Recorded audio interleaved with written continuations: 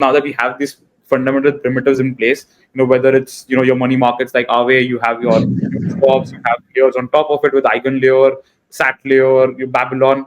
Do you think that the Bitcoin capital that is sitting idle, that's the only thing that we needed to kind of have this resurgence of sorts? What is most important is to bring an asset into DeFi that can actually help DeFi scale to a much larger size.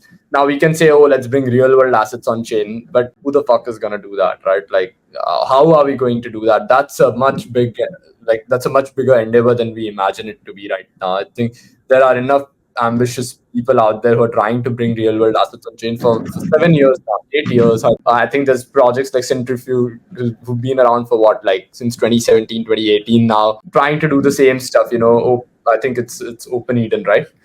Trying to do something similar. Like too many of these players trying to bring real world assets on chain to actually bring actual yields.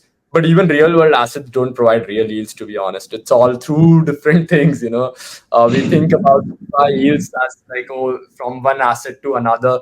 Real world yields are also kind of similar, and at the cost of sounding a little bit insensitive, like Ponzi, like to be precise.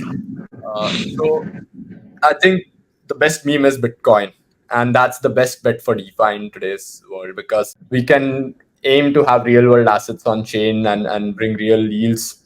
But I think the best yield source is sitting right in front of our eyes today, and that's Bitcoin, untapped capital. And if we can tap into that and bring it into DeFi, it doesn't need to happen on the Bitcoin network or Bitcoin layer 2s. They don't matter. What matters is the asset. pSTAKE, SatLayer, these are all small parts of the game. It's all about building utility for BTC, and then DeFi becomes a big thing.